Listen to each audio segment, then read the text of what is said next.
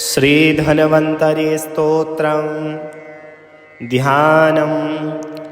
अच्युतानन्त गोविन्द विष्णु नारायणामृत रोगान्मे नाशयासेसा नासु धन्वन्तरे हरे। आरोग्यं दीर्घमायुष्यं बलं तेजो धियं श्रिय स्वभक्तेभ्योऽनुगृहन्तं वन्दे धन्वन्तरिं हरिम्। शङ्खं चक्रं जलोकां दधतमृतघटं चारुदौर्भिश्चतुर्भिः सूक्ष्मस्वच्छातिहृद्यान् शुकपरिविलन् षण्मौलिकं भोजनेत्रं कालाम्भोदोज्ज्वलाङ्गं कटितटविलसच्चारुपीताम्बराढ्यं वन्दे धन्वन्तरिं तं निखिलगदवनप्रौढदावाग्निलीलम्। धन्वन्तरेरिष्मं श्लोकं भक्त्या नित्यं पठन्ति ये अनारोग्यं न तेषां स्यात् सुखं जीवन्ति ते चिरम्। मन्त्रः ॐ नमो भगवते वासुदेवाय धन्वन्तरये अमृतकलशहस्ताय सर्वामय विनाशाय त्रैलोक्यनाथाय श्रीमहाविष्णवे स्वाहा। ॐ वासुदेवाय विद्महे सुधाहस्ताय धीमहि तन्नो धन्वन्तरिः प्रचोदयात्। ॐ श्रीधन्वन्तरि स्तोत्रम् ध्यानम्। अच्युतानन्त गोविन्द विष्णु नारायणामृत रोगान्मे नाशयासेसा नासु धन्वन्तरे हरे। आरोग्यं दीर्घमायुष्यं बलं तेजो धियं श्रिय स्वभक्तेभ्योऽनुगृहन्तं वन्दे धन्वन्तरिं हरिम्। शङ्खं चक्रं जलोकां दधतमृतघटं चारुदौर्भिश्चतुर्भिः सूक्ष्मस्वच्छातिहृद्यान् शुकपरिविलन् षण्मौलिकं भोजनेत्रं कालाम्भोदोज्ज्वलाङ्गं कटितटविलसच्चारुपीताम्बराढ्यं वन्दे धन्वन्तरिं तं निखिलगदवनप्रौढदावाग्निलीलम्। धन्वन्तरेरिष्मं श्लोकं भक्त्या नित्यं पठन्ति ये अनारोग्यं न तेषां स्यात् सुखं जीवन्ति ते चिरम्। मन्त्रः ॐ नमो भगवते वासुदेवाय धन्वन्तरये अमृतकलशहस्ताय सर्वामय विनाशाय त्रैलोक्यनाथाय श्रीमहाविष्णवे स्वाहा। ॐ वासुदेवाय विद्महे सुधाहस्ताय धीमहि तन्नो धन्वन्तरिः प्रचोदयात्। ॐ श्रीधन्वन्तरि स्तोत्रम् ध्यानम्। अच्युतानन्त गोविन्द विष्णु नारायणामृत रोगान्मे नाशयासेसा नासु धन्वन्तरे हरे। आरोग्यं दीर्घमायुष्यं बलं तेजो धियं श्रिय स्वभक्तेभ्योऽनुगृहन्तं वन्दे धन्वन्तरिं हरिम्। शङ्खं चक्रं जलोकां दधतमृतघटं चारुदौर्भिश्चतुर्भिः सूक्ष्मस्वच्छातिहृद्यान् शुकपरिविलन् षण्मौलिकं भोजनेत्रं कालाम्भोदोज्ज्वलाङ्गं कटितटविलसच्चारुपीताम्बराढ्यं वन्दे धन्वन्तरिं तं निखिलगदवनप्रौढदावाग्निलीलम्। धन्वन्तरेरिष्मं श्लोकं भक्त्या नित्यं पठन्ति ये अनारोग्यं न तेषां स्यात् सुखं जीवन्ति ते चिरम्। मन्त्रः ॐ नमो भगवते वासुदेवाय धन्वन्तरये अमृतकलशहस्ताय सर्वामय विनाशाय त्रैलोक्यनाथाय श्रीमहाविष्णवे स्वाहा। ॐ वासुदेवाय विद्महे सुधाहस्ताय धीमहि तन्नो धन्वन्तरिः प्रचोदयात्। ॐ श्रीधन्वन्तरि स्तोत्रम्। ध्यानम्। अच्युतानन्त गोविन्द विष्णु नारायणामृत रोगान्मे नाशयाशेषा नासु धन्वन्तरे हरे। आरोग्यं दीर्घमायुष्यं बलं तेजो धियं श्रिय स्वभक्तेभ्योऽनुगृहन्तं वन्दे धन्वन्तरिं हरिं। शङ्खं चक्रं जलोकां दधतमृतघटं चारुदौर्भिश्चतुर्भिः सूक्ष्मस्वच्छातिहृद्यान् शुकपरिविलन् षण्मौलिकं भोजनेत्रं। कालाम्भोदोज्ज्वलाङ्गं कटितटविलसच्चारुपीताम्बराढ्यं वन्दे धन्वन्तरिं तं निखिलगदवनप्रौढदावाग्निलीलं। धन्वन्तरेरिष्मं श्लोकं भक्त्या नित्यं पठन्ति ये अनारोग्यं न तेषां स्यात् सुखं जीवन्ति ते चिरम्। मन्त्रः। ॐ नमो भगवते वासुदेवाय धन्वन्तरये अमृतकलशहस्ताय सर्वामय विनाशाय त्रैलोक्यनाथाय श्रीमहाविष्णवे स्वाहा। ॐ वासुदेवाय विद्महे सुधाहस्ताय धीमहि तन्नो धन्वन्तरिः प्रचोदयात्। ॐ श्रीधन्वन्तरि स्तोत्रम्। ध्यानम्।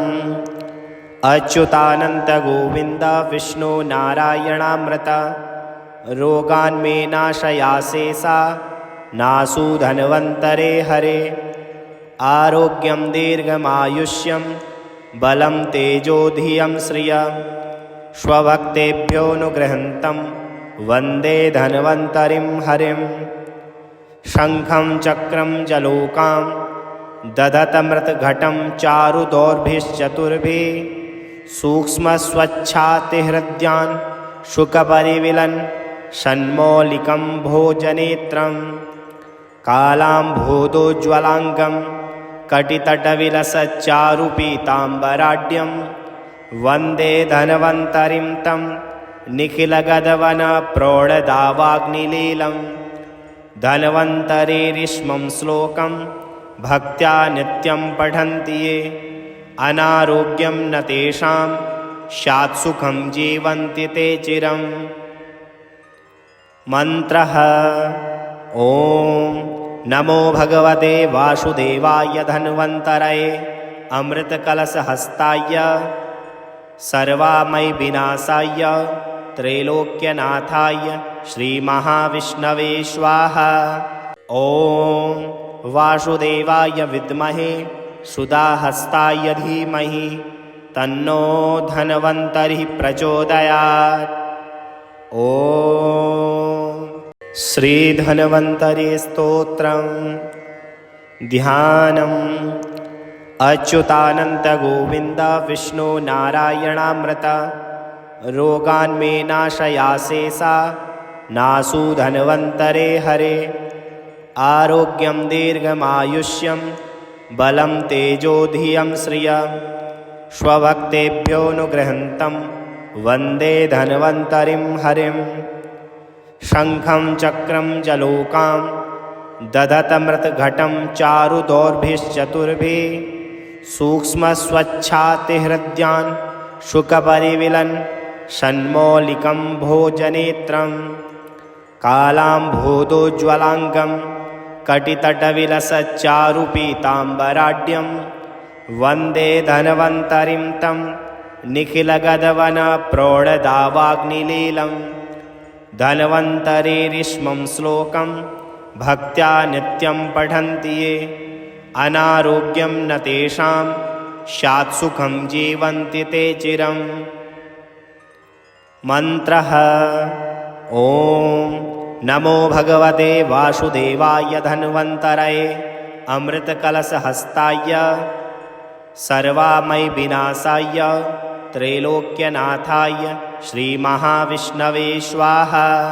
ॐ वासुदेवाय विद्महे सुधाहस्ताय धीमहि तन्नो धन्वन्तरिः प्रचोदयात्। ॐ श्रीधन्वन्तरि स्तोत्रम्। ध्यानम्। अच्युतानन्त गोविन्द विष्णु नारायणामृत रोगान्मे नाशयाशेषा नासु धन्वन्तरे हरे। आरोग्यं दीर्घमायुष्यं बलं तेजो धियं श्रियं स्वभक्तेभ्योऽनुगृहन्तं वन्दे धन्वन्तरिं हरिं। शङ्खं चक्रं जलोकां दधतमृतघटं चारुदौर्भिश्चतुर्भिः सूक्ष्मस्वच्छातिहृद्यान् शुकपरिविलन् षण्मौलिकं भोजनेत्रं कालाम्भोदोज्ज्वलाङ्गं कटितटविलसच्चारुपीताम्बराढ्यं वन्दे धन्वन्तरिं तं निखिलगदवनप्रौढदावाग्निलीलं।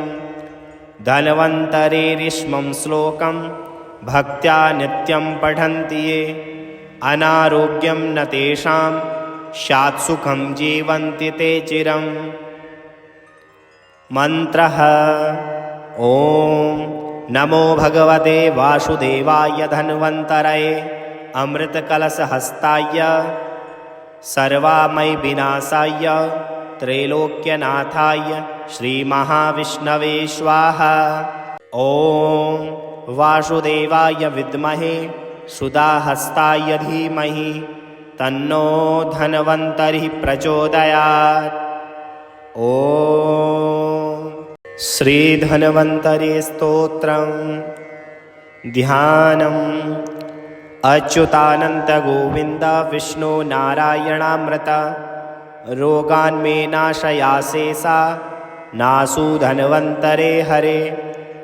आरोग्यं दीर्घमायुष्यं बलं तेजो धियं श्रियं स्वभक्तेभ्योऽनुगृहन्तं वन्दे धन्वन्तरिं हरिं।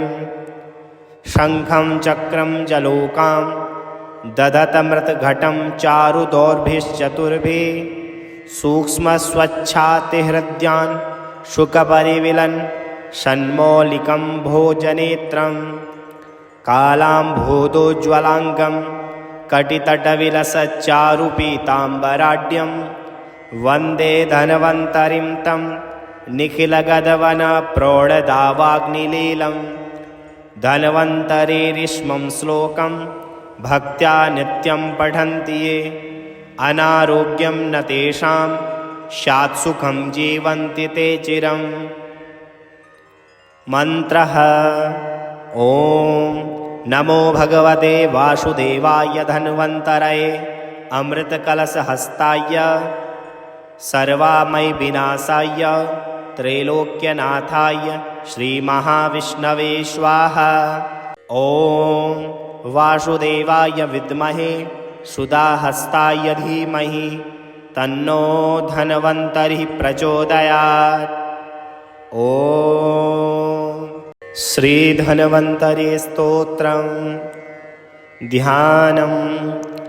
अच्युतानन्त गोविन्द विष्णु नारायणामृत रोगान्मे नाशयाशेषा नासु धन्वन्तरे हरे।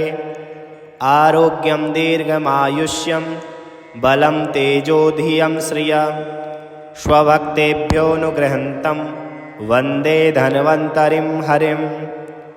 शङ्खं चक्रं जलोकां दधतमृतघटं चारुदौर्भिश्चतुर्भिः सूक्ष्मस्वच्छातिहृद्यान् शुकपरिविलन् षण्मौलिकं भोजनेत्रं कालाम्भोदोज्ज्वलाङ्गं कटितटविलसच्चारुपीताम्बराढ्यं वन्दे धन्वन्तरिं तं निखिलगदवनप्रौढदावाग्निलीलं। धन्वन्तरेरिष्मं श्लोकं भक्त्या नित्यं पठन्ति ये अनारोग्यं न तेषां स्यात् सुखं जीवन्ति ते चिरम्। मन्त्रः। ॐ नमो भगवते वासुदेवाय धन्वन्तरये अमृतकलशहस्ताय सर्वामय विनाशाय त्रैलोक्यनाथाय श्रीमहाविष्णवे स्वाहा। ॐ वासुदेवाय विद्महे सुधाहस्ताय धीमहि तन्नो धन्वन्तरिः प्रचोदयात्। ॐ